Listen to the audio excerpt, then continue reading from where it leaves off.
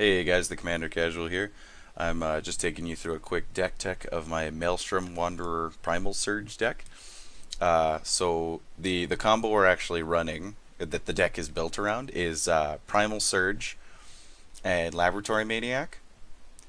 But it's not the combo you can just run the two cards to win with. You have to make it so that, because of Primal Surge's ability, which is you exile the top card of your library, then if it's a permanent card, you may put it onto the battlefield, and if you do, you get to repeat the process.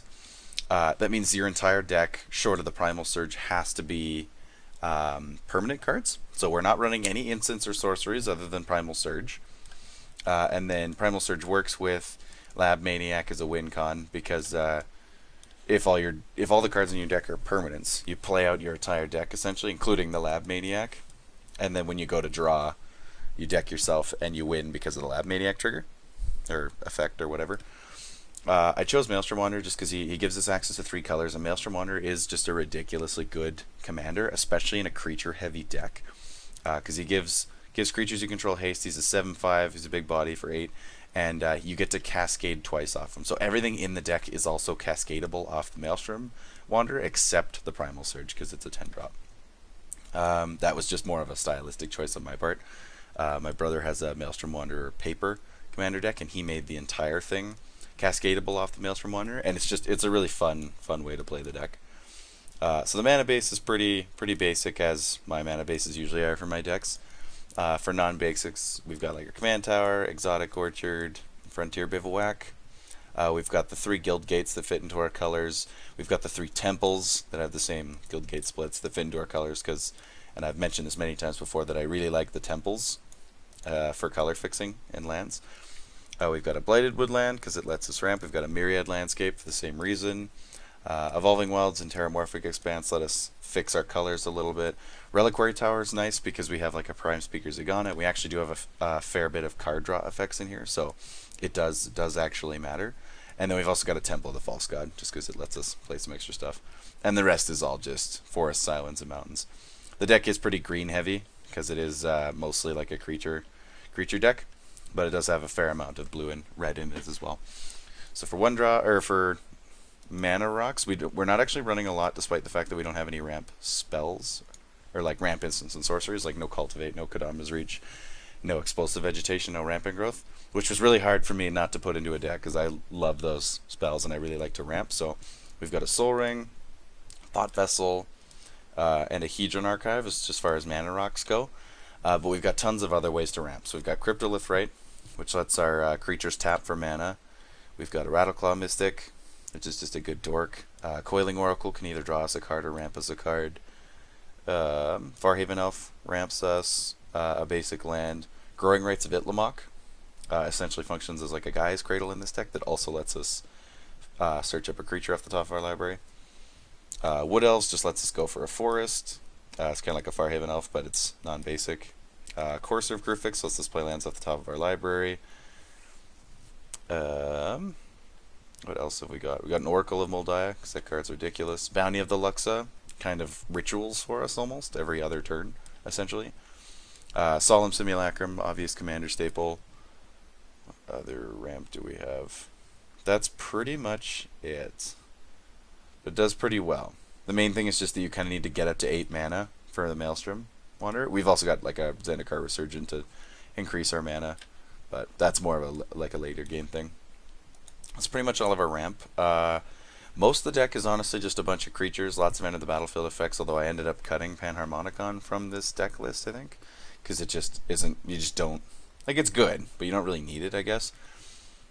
So we've got, like Elvish Visionaries, Mana War, and we've got all the gods in our colors as well.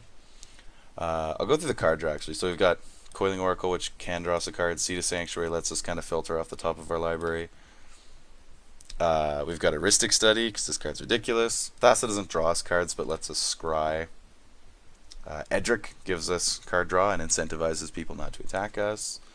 Lifecrafter's Bestiary, we can pay green off of creature spells and draw cards. We've got Bounty of the Luxa, which draws us a card every other turn. Rashmi is great. Keranos draws us extra cards. We've got a Mole Drifter, which draws us cards. Prime Speaker dumps a ton of cards. Staff of Nin draws us like a Phyrexian Arena card essentially without damaging us. And that's pretty much all of it. Zendikar Resurgent does draw us cards as well. And then we've also got the Primordial Sage and Soul of the Harvest, which let us draw cards off of creatures. So there is a fair amount of card draw in the deck. I find that I haven't played many games with it yet, but I find that I'm not struggling to have options in my hand. There's a lot of kind of exploiting playing extra spells because we're kind of missing out on a little bit of card advantage by cutting the instants and sorceries from our deck. So like we've got Riku to double up on our creatures.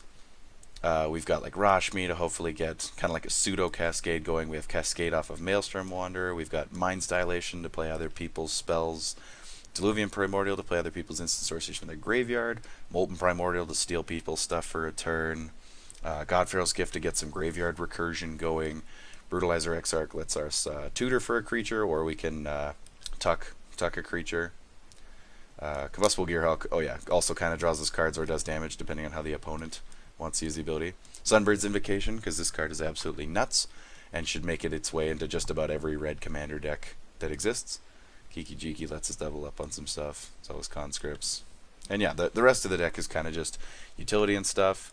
Again, I really like all the gods because they're a lot of value. There's just a ton of good value cards in this deck. And it's just built around the Primal Surge idea. But even without Primal Surge, it still functions really well. It's just a little... It's tweaked. It's a little limited in some factors, but at the same time, you still get like a... Even if you cut the Primal Surge and just kept it like it is, you still get a nice Tamir kind of beatdowny style deck, which is still really fun to play. Or at least I think it's really fun to play. So, thanks for checking out the deck, guys. If you liked it, please leave a like on the video. I guess if you dislike it. Comment based on the deck list, I guess. If you had any things that you think you would include. I'm interested in hearing it.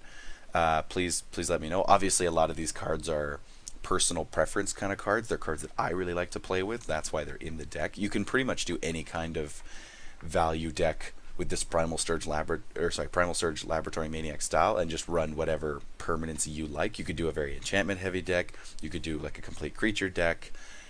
It's really up to you. It's very diverse. It's very changeable. These are just the cards that I have on my MTGO account and really enjoy playing with. So that's why they made it into my deck. Please check out my channel if you want to see more videos. Got lots of different decks and deck lists, gameplays, and stuff like that. I like to think they're all fairly unique for some reason, so I hope you enjoy those as well. And please subscribe if you want to see more videos in the future, including gameplay videos of this deck. Thanks for watching, guys.